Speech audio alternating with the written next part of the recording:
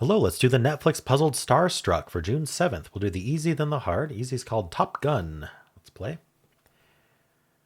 All right, so the way we play this game is in each row, each column, and each colored region, we're placing exactly one star. In addition to that, stars can't touch each other, even diagonally. That's a bad example. So these two, if that was a star and that was a star, that would be illegal because they touch each other. So this orange, we're just immediately placing a star in because there's only one place for it. Yellow is down to these two. So that removes the rest of the row, but also it removes the two above and two below. Because remember the no touch rule. So wherever a star would be here, it would be touching the star in here. So that's no good. Green also removes the rest of the vertical. And then now gray removes that vertical, and now yellow's down to just this one. I noticed this star would have deleted these two and these two, right? So that was correct.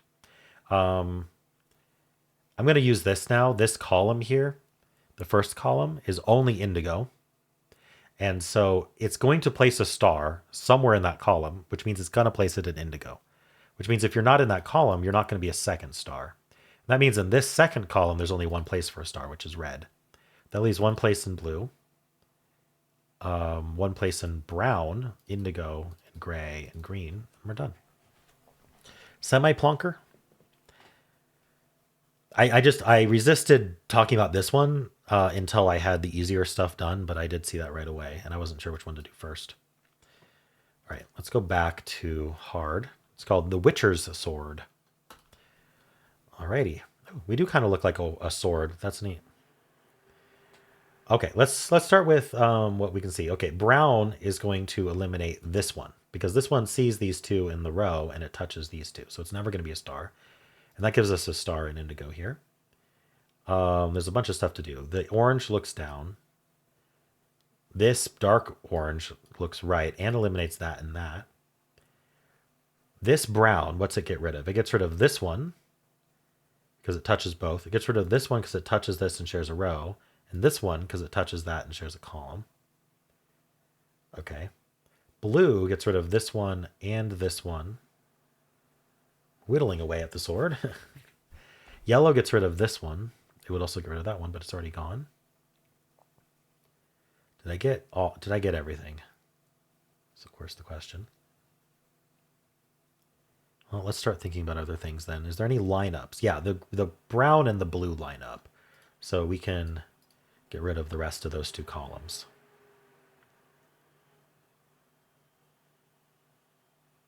Brown and yellow almost line up, but I don't see anything to do with that.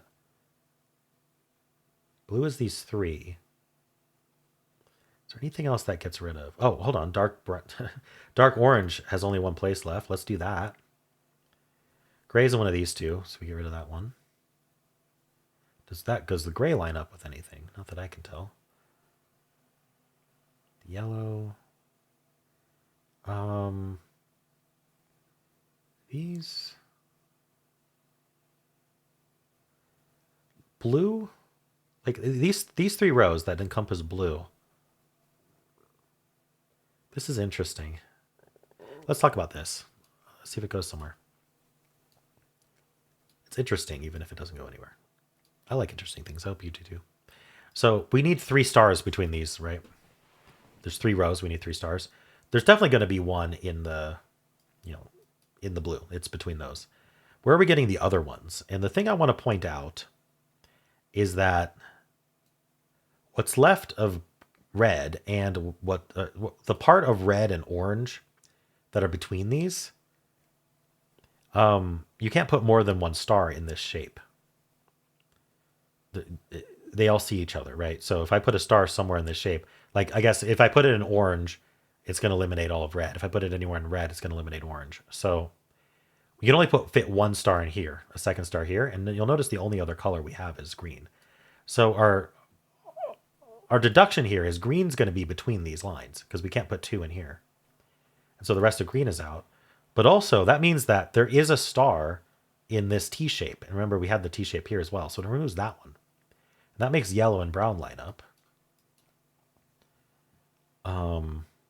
What else does it do?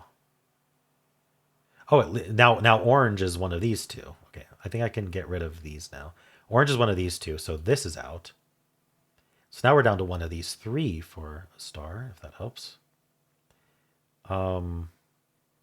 Gray, still these two.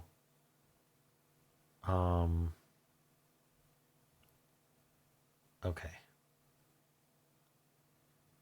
It feels like I missed a deduction from this, but maybe not. Like, what's the follow up here? Oh, look at this row. Oh no, one of these three. Oh, this column is only green. Look at that. So the rest of these greens are out. Does that affect these rows or columns? It affects this row. It places blue. This row has to place in blue. Okay. That gives us brown, which gives us yellow, which gives us orange, which gives us green and red and gray. And we're done. Wow.